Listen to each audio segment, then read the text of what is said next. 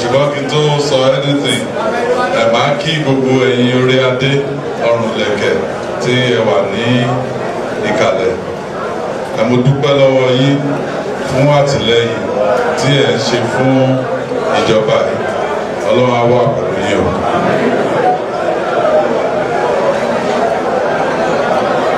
Number one, mo lè sọ fún yín. And I don't make no bones about it. Mo lè sọ fún yín pé response ìjọba sí crisis yìí came late.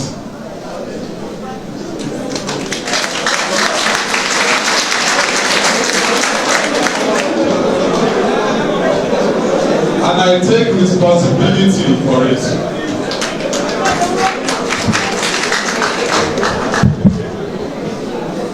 But let me say one thing.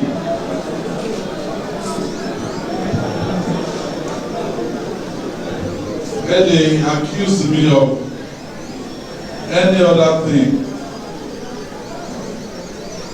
but they accuse me of not loving my people. Then, including ẹ̀yin èèyàn mi tí ẹ wá láti ìlú Ìgangan.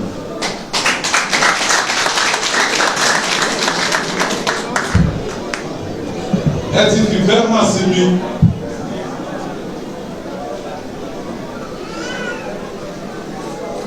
And gbogbo nǹkan tí ó ń ṣẹlẹ̀,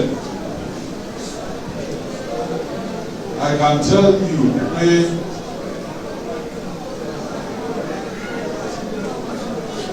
I also feel the pain. I feel your pain.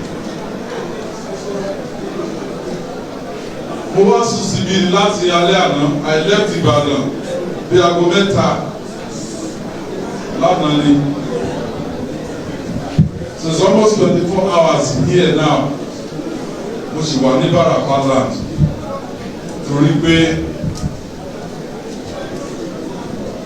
mi ò fẹ́ kí wọ́n kàn wá sọ fún mi nìbàdàn pé nǹkan báyìí ló ń ṣẹlẹ̀, nǹkan báyìí ló ń ṣẹlẹ̀.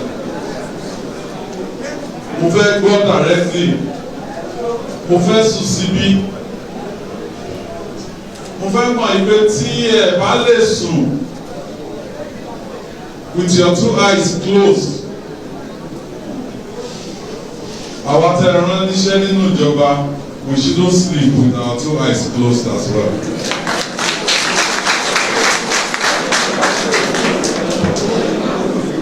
Ìlú Ìgangan, this same hall ibi tí mo dúró sí alẹ́ ni mo wá ṣe campaign níbí ní 2014. Kò síná nínú bíi mo dẹ̀ ṣe promise pé by the time tí màá bá fi padà wá iná láti wà ń bí and I do this life mo dẹ̀ fi generator síbẹ̀.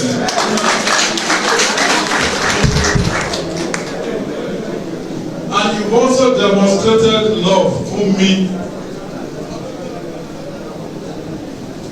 pẹ̀lú ìbò yìí ní 2019. Wẹ́dẹ́ sọ gangan fún yín, ìjọba yín ni.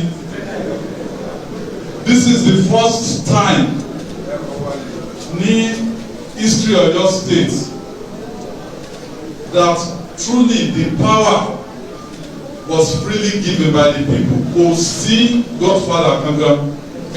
Ẹ̀yin èèyàn tẹ́ dúró yìí ní Godfather.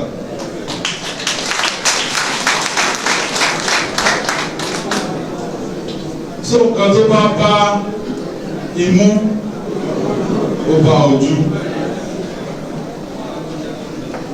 Yes, I've been accused pé ìgbà tí crisis yìí bẹ̀rẹ̀ ó yẹ kí n ti wá.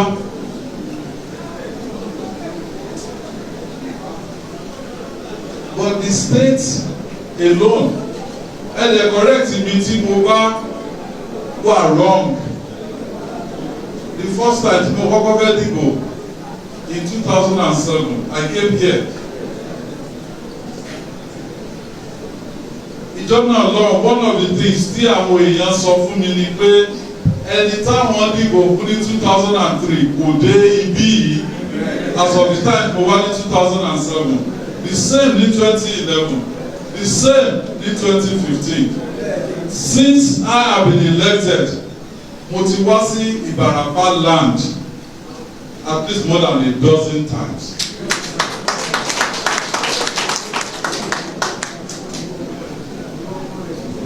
We must identify the issues in the own power fira. Otherwise, irú situation yìí ti ṣẹlẹ̀ in the past though, it wasn't solved and the problem kept coming back. Yes, there has been trust deficit between àwọn aráàlú àtàwọn tó ń ṣèjọba in the past. Yes, wọ́n bá sọ pé àwọn mọ́ àwọn aráàlú lọ síbi kan wọn ò ní mú wọn débẹ̀. So mi ò ní problem pẹ̀lú wípé ẹ ṣì ń doubt wípé is this the same type of government náà ni?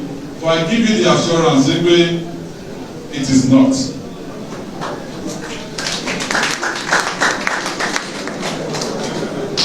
So ẹ jọ̀ọ́ mo bẹ̀ yín ní àwọn tó gbé placard lọ́wọ́ kó ti ka gbogbo everything tẹ́ kọ síbẹ̀. The real enemies are the bandits, the hoodlums, the armed robbers, the kidnappers. Those are our enemies. And we will go after them. Tẹ́bá sọ pé ó yẹ kí state government ti ṣe báyìí kó ti ṣe báyìí. Ẹ má jẹ́ kọ́ńtà yìí jẹ́. Wọ́n lè sọ pé state governor is the chief security officer. The state governor is not under the constitution àti federalism term practice. This is the CP. She doesn't report to me. She reports to the IG. But ọmọlúàbí la lè fi ṣiṣẹ́ papọ̀. I will have to go to her, explain the plight of my people to her, and seek for her support. The same thing the director of DSS, the same thing the garrison commander, the same thing the commander of civil defence. Ìgbà tá a rí i pé we ask for state police, I ask for state police. For state police in the amendment constitution Nigeria. If you're not able to get state police, the next best in town they get ni Àmọ̀tẹ́kùn. And we came out. Àbáwọn ilé ìgbìmọ̀ aṣòfin sọ̀rọ̀. They made a state law to establish Àmọ̀tẹ́kùn. Kò tí tó ọ̀sẹ̀ mẹ́fà after àwọn Àmọ̀tẹ́kùn graduate ta kó wọn síta, they started attacking them. Wọ́n sọ pé Àmọ̀tẹ́kùn ẹlòmíì lè ní pé ibi tó ń ti tọ̀ àwọn Àmọ̀tẹ́kùn kan wá sí ẹ̀yìn ibẹ̀ ó bú òun àbí ó ná òun. Because some of the people, some of our people, wọn ò mọ ìgbé nǹkan tó wà lẹ́yìn ọ̀fà ojú ìdè lọ. So mo bẹ̀ yín ní so far I as your governor elect I do not want any more needless loss of life ní Ọ̀yọ́ State. not in Igangan, not in Ibarapa land.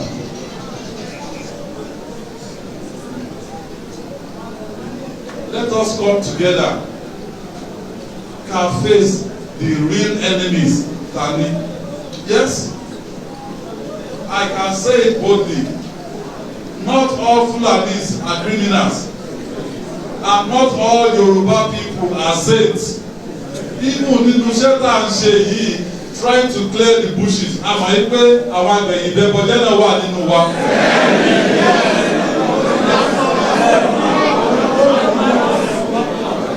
Tó jẹ́ pé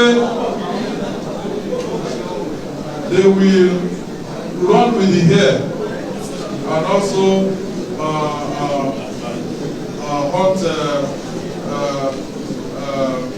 with the fox. So one thing tí ó wà so important is pé most of the programs tí gọ́ọ̀mẹ̀ntì fẹ́ ṣe to stem insecurity, we need your buy-in. The choice before me, are very clear. The choice is, do I listen to the elites, tí wọ́n wà lórí social media, or do I stay with the people that brought me to the dance floor? And my decision is straight. I will stay with you.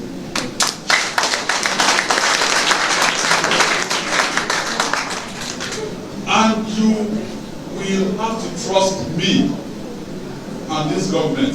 And they say mistake. I'm not saying they are above mistake. I'm not saying that we have 100% of the solution.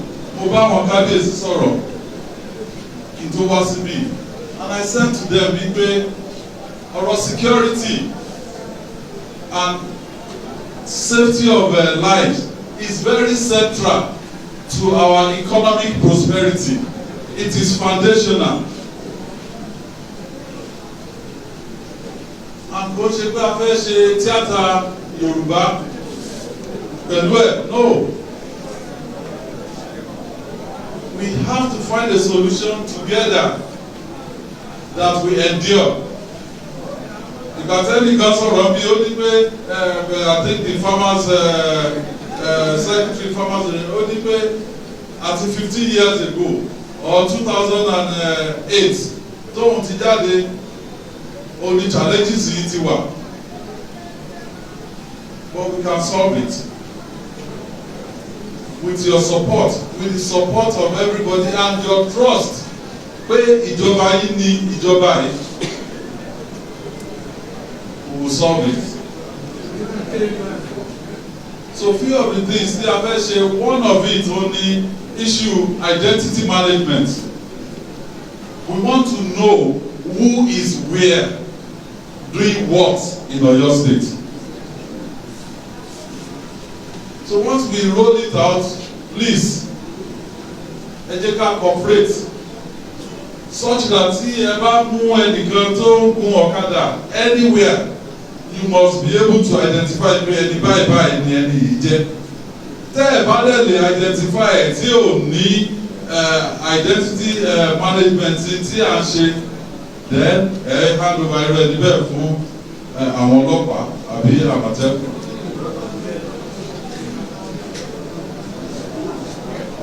But tí ẹ̀mí ọmọ Yorùbá sisi fly èsìsì kọ́ ni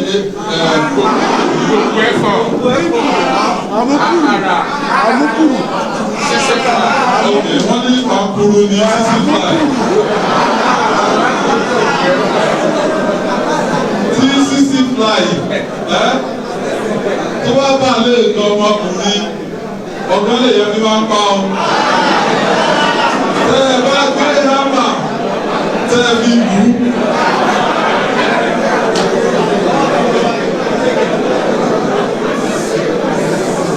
So gbogbo ẹ̀yin ni Dr. Aborode, Dr. Fatai Aborode, ẹ̀ tó close mọ́ mi ní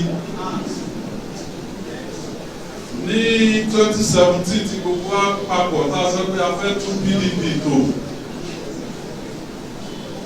a fi ẹnì kọ̀ọ̀kan ta kókó the 33 local government tó wà ní Ọ̀yọ́ state where 33 of us Dr. Aborode la fi ta kókó Ìbàràpá north èmi ni wọ́n fi ta kókó Ìbàdàn north east distinguished senator ẹni wọ́n fi ta kókó Ìtẹ̀síwájú local government gbogbo wa à ń ṣe meeting with him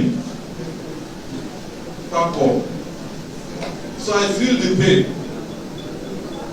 mo lè gbá ládùúrà pé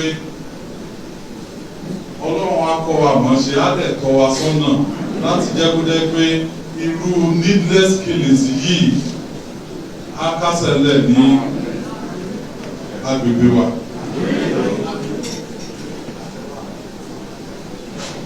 It is absolutely necessary pé an all-encompassing committee mo ti sọ fún àwọn local government they are the closest to you they have responsibility also fún ọ̀rọ̀ ètò ààbò kí a tó dé Ìbàdàn kí a tó dé secretariat they should be able to do a few things a ti sọ fún wọn they will set up ní each local government especially ní Ìbàràpá land níbí they will set up committee peace and security committee tó jẹ́ pé à empower wọn láti máa ṣe sáré it is those things tó bá ju agbára wọn lọ òní bí wọ́n wá sí state and we will supervise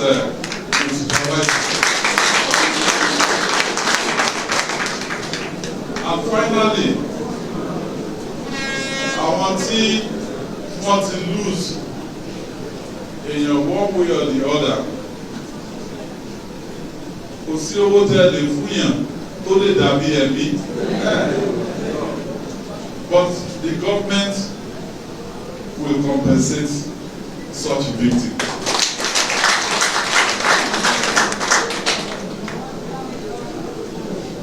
So ẹ̀bẹ̀ tí mo bẹ̀ yín ò ní pé láì fi ọwọ́ sowọ́pọ̀ láì dẹ̀ fi ọgbọ́n ṣe because quite frankly some of these people tí adọ́jà lẹ́ni tẹ́sán pé àfẹ́ Fúlàní some of them wo nílé bíi tí wọ́n lè lọ. ẹ̀kọ́ mi sẹ́ ẹ̀kọ́ mi yé.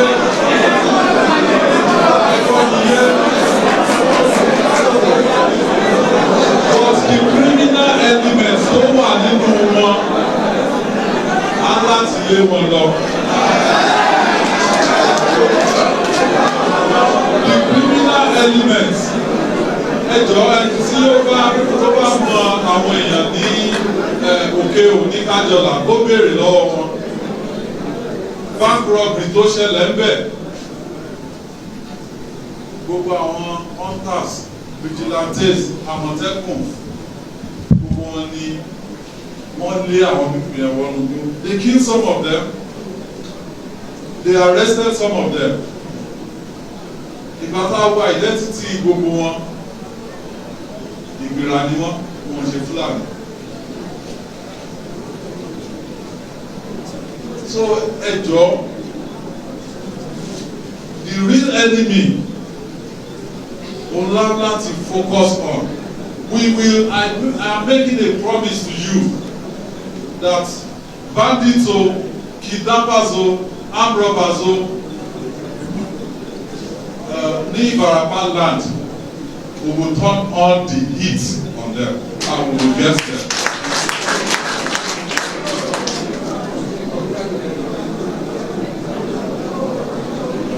So gbogbo ẹ̀yin ọ̀dọ́ tẹ́ wà nínú ìlú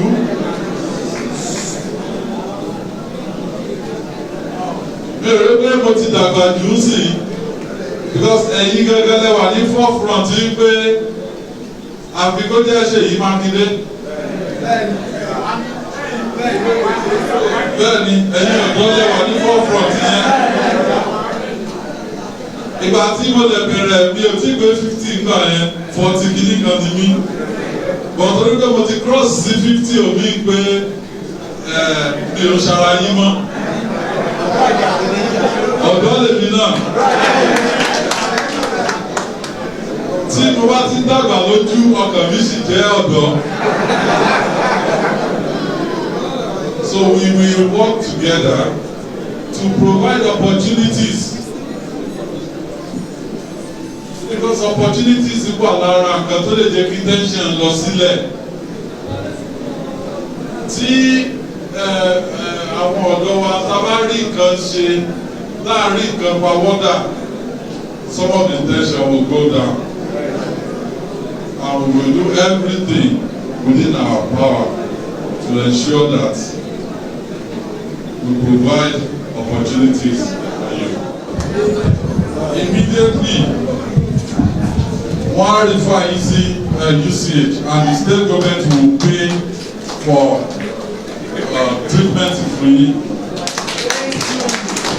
The 60-bed hospital TSO, I will ask a delegation to go there, run a community report, and within the next 4 weeks, I will take a decision.